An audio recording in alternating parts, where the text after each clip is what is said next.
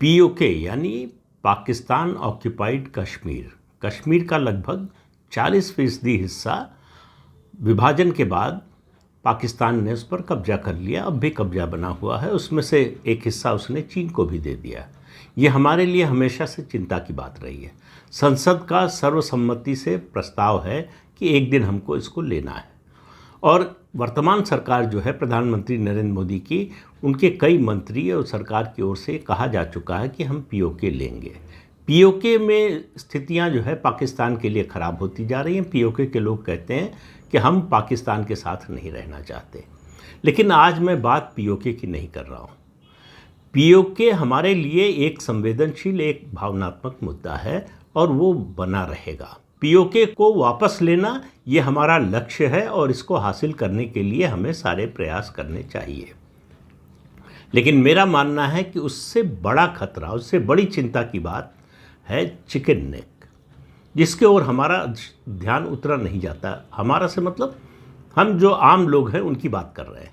जो हमारे स्ट्रेटजिस्ट हैं, चाहे वो आर्म फोर्सेस के हों, इंटेलिजेंस के हों, सरकार में बैठे विदेश विभाग के लोग हों, या फिर प्रधानमंत्री के स्तर की भी बात करें, सब जगह उसकी चिंता है, इससे कोई इनकार नहीं कर सकता।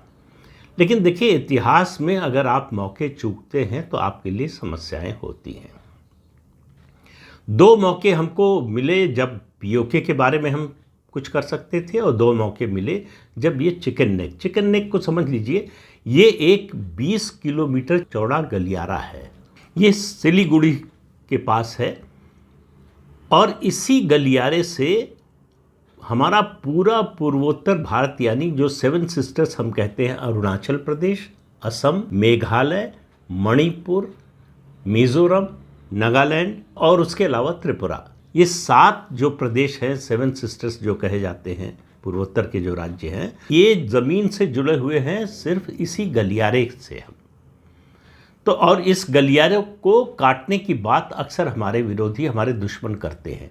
ये जो दिल्ली दंगों का प्रमुख मास्टरमाइंड है शर्जील इमाम, इसका भाषण याद कीजिए कि चिकन नेक काट दो, भारत विभाजित हो जाएगा। अब इस तरह की जिहादी मानसिकता वाले लोग जब तक बोलते थे तब तक एक अलग तरह की समस्या थी। अब ये बात बांग्लादेश सरकार की ओर से कही गई है, सीधे सीधे इन्हीं शब्दों में नहीं कही गई है। मोहम्मद यूनुस, जो बांग्लादेश सरकार के सलाहकार के रूप में हैं, वो न तो राष्ट्रपति हैं न तो प्रधानमंत्री हैं।